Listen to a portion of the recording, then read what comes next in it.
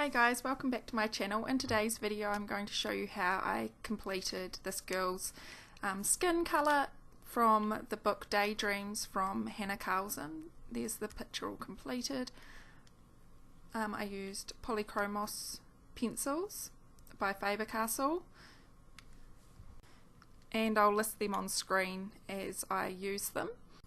This is quite a small wee face, so it's a short video today.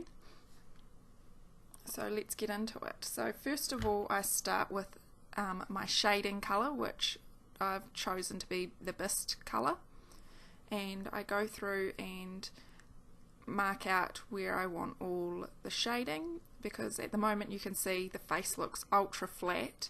So what my goal is to make it look like there's dimension on the page, and so to achieve that, it's basically just putting in the shapes of the shadows where they are to make the face look as 3D as possible.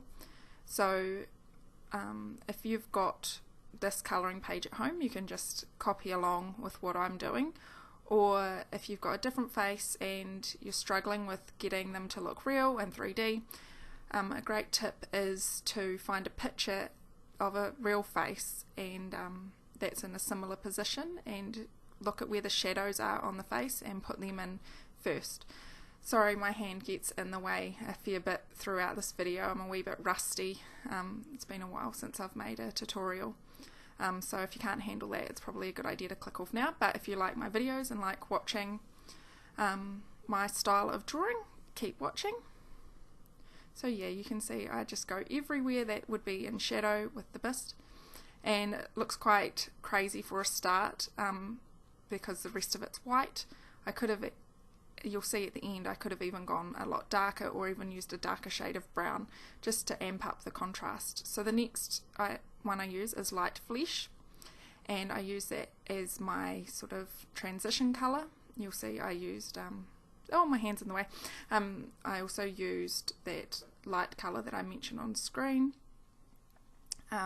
Ivory I think it was, just to sort of blend out towards where the lightest parts of the face is.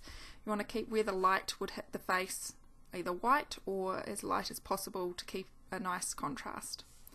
And so you can see the face is already starting to come to life. When you first see a flat face, it's quite daunting, so that's why I always sort of like to have a reference photo or something like that, or even looking at someone's face on the right angle, you could take a photo of them just to see where the shadows would be.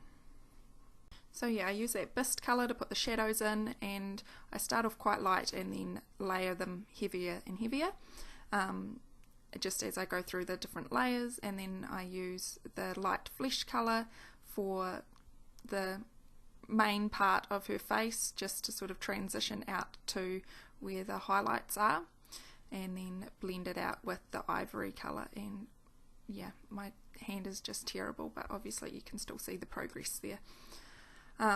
Just putting the shadows around the eyes and everything. Just a lot of blending and soft layers. And then for her eyes, I decided to do them a purple colour, and what you'll see I've done there is just done where the highlights are, I've done them the darkest, and the opposite side of the highlights I've left that for a lighter shade, so because that's where the light would go through the eye and make it a wee bit lighter. And then I go through and put some eyelashes on there. I'm not that great at eyelashes, but I made sure my pencil was nice and sharp so I could get a fine point.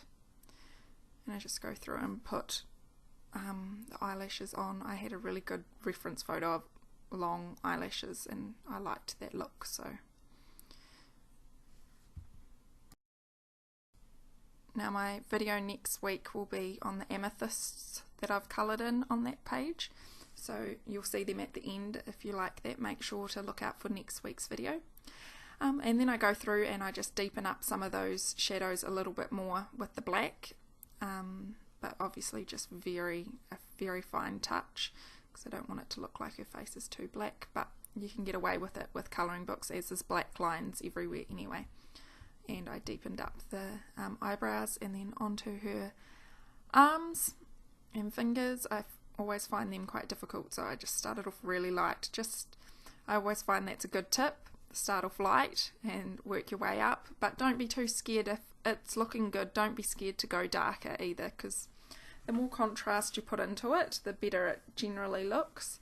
If you take a photo of your picture while you're doing it, you can often see, oh, that doesn't look, the contrast isn't strong enough, so you can improve it while you're working.